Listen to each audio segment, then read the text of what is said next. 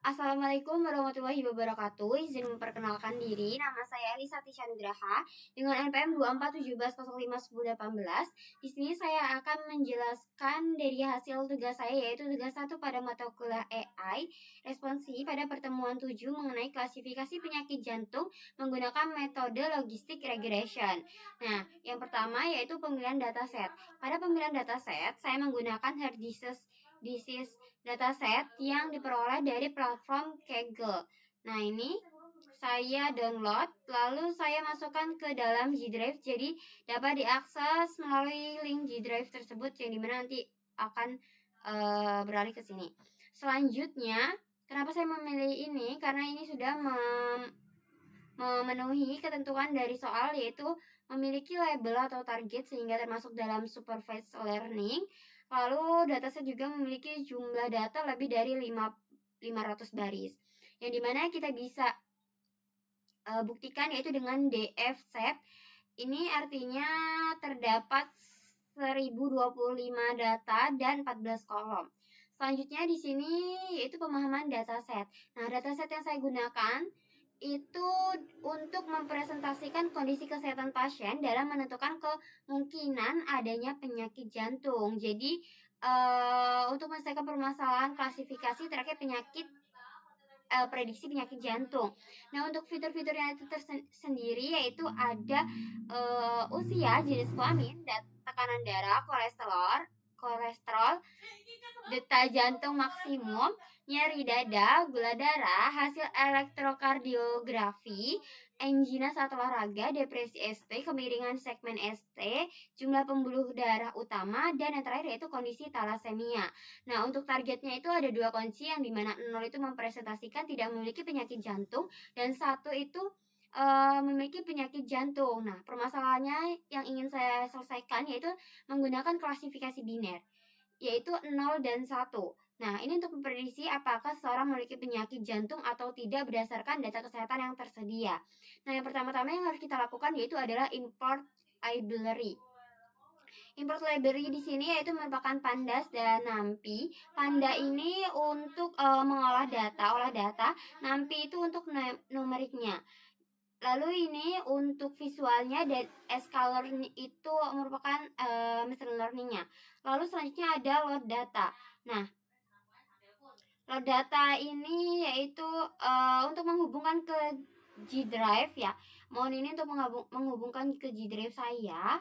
Lalu pedirit CSV ini untuk membaca data, yaitu data CSV. Lalu head itu untuk menampilkan 5 data awal yang dimana dimulai dari indeks ke-0 hingga indeks ke-4, yaitu ada 5 data. Nah, datasetnya berarti berhasil dimuat dan dapat ditampilkan dengan benar ya. Ini berarti sudah berhasil untuk tersambung ke G Drive dan dapat menghasilkan data dengan benar. Selanjutnya yaitu kita akan mengecek data dengan DF Info. Nah, DF Info ini untuk melihat jumlah data, lalu tipe data dan missing value. Nah, di sini kita menggunakan tipe datanya integer dan float, yang dimana floatnya jumlahnya 1 dan integer adalah 13. Di sini kita mulai dari indeks ke 0 sampai 13, yang dimana ada 14 data ya jumlahnya. Lalu di sini tidak terdapat missing value, yang dimana dia siap digunakan untuk dianalisis selanjutnya. Di sini saya melakukan EDA, yaitu exploratory data analisis menggunakan DF Descript. Nah, DF Descript ini untuk menampilkan min, dan max. Jadi ini data yang dihasilkan itu normal dan dapat dianalisis lebih lanjut lagi. Nah, di sini ada EDA yaitu visualization. Nah, visualization ini terdapat hasil yaitu dengan judul distribusi target penyakit jantung, lalu X-nya itu adalah target dan Y-nya adalah jumlah, yang dimana kita dapat simpulkan bahwa seseorang yang memiliki penyakit jantung yaitu 1, atau yang tidak memiliki penyakit jantung yaitu 0, terlihat cukup seimbang gitu, perbedaannya hanya sedikit. Selanjutnya yaitu kita di sini saya melakukan split data. Split data. Nah, di sini yaitu membagi data menjadi training dan testing. Selanjutnya di sini ada box plot, yaitu untuk melihat perbedaan usia antara kelas, yang dimana ketika tidak memiliki di sini ke targetnya yaitu tidak memiliki penyakit jantung, usianya rentannya dari kurang lebih di atas 50 ini sampai 60 ya kurang lebih. Lalu untuk yang memiliki penyakit jantung yaitu atau satu itu dari di atas 40 sampai 60-an. Lanjut ke tren model. Nah, tren model ini tuh untuk melatih jadi kita membuat model yang dimana datanya itu di training, dilatih dengan menggunakan data training. Nah, lalu selanjutnya ini prediksi ini untuk modelnya itu digunakan untuk memprediksi data testing itu tersebut. Lalu dilakukan evaluasi untuk menghitung akurasi model. Nah, akurasi yang didapatkan yaitu adalah 0,7951 dan seterusnya, yang dimana model memiliki performa yang cukup baik dalam melakukan klasifikasi. Lanjut di sini ada confusion matrix. Nah, confusion matrix ini ini kita bisa lihat ya. Ini seperti biasa, ini judulnya confusion matrix, ini prediksinya, dan ini adalah faktanya atau aslinya. Nah, ini maksudnya itu ini maksudnya adalah 0 itu kan tadi seperti yang sudah kita ketahui tidak memiliki penyakit jantung dan 1 memiliki penyakit jantung. Nah, ini pada sebenarnya, sedangkan ini prediksinya, yang dimana ketika ini kan 0 pojok kiri, ini 0 dan 0 dan 0, maka orang tersebut tidak memiliki penyakit jantung. Lalu ini adalah 0 dan 1, yang dimana ini jumlahnya ada 73 ya, dan ini datanya ada 73, dan ini ada 29 data yang diprediksi memiliki penyakit jantung, tetapi kenyataannya itu tidak memiliki penyakit jantung. Nah, yang ini adalah prediksinya tidak memiliki penyakit jantung, tapi sebenarnya dia memiliki penyakit jantung. Nah, kalau yang ini udah dipastikan dia memiliki penyakit jantung, yang dimana datanya 90. Kalau yang prediksi tidak memiliki penyakit jantung dan sebenarnya adalah memiliki penyakit jantung, datanya ada 13. Nah, untuk yang kiri, pojok kiri ini, itu disebut dengan true negatif. Lalu ini itu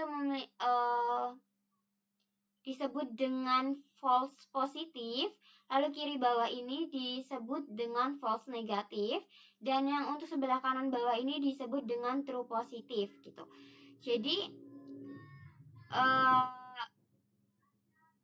sebenarnya yang sangat berbahaya itu ketika ternyata memiliki penyakit tetapi diprediksi tidak memiliki penyakit, karena ketika memiliki penyakit itu harus segera diobati.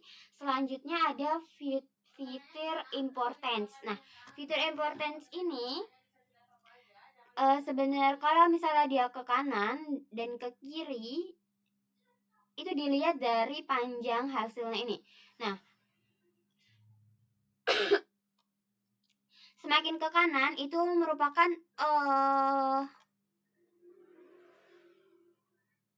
yang rentan orang yang memiliki penyakit jantung. Jadi CP slope dan rest CG tadi apa? CP nyeri dada, slope dan hasil elektrokardiografi. Nah, jadi orang yang memiliki penyakit jantung itu lebih berpengaruh di nyeri dada dari hasil elektrokardiografi dan juga slope ya. Dan juga slope dan talas. Detak jantungnya itu berpengaruh di detak jantung, lalu di nyeri dada, lalu di kemiringan segmen ST dan juga hasil elektrokardiografi. Nah, sedangkan yang sebelah kiri ini tidak terlalu berpengaruh pada hasil orang yang memiliki prediksi penyakit jantung, yang dimana ini merupakan jenis kelamin. Jadi penyakit jantung itu tidak memandang jenis kelamin perempuan ataupun laki.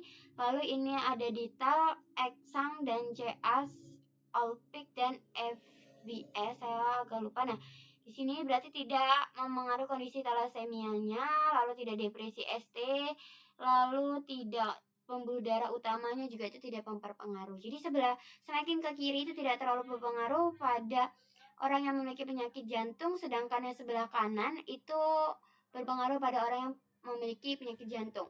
Sekian dari saya, kurang lebihnya saya mohon maaf. Saya akhiri. Wassalamualaikum warahmatullahi wabarakatuh.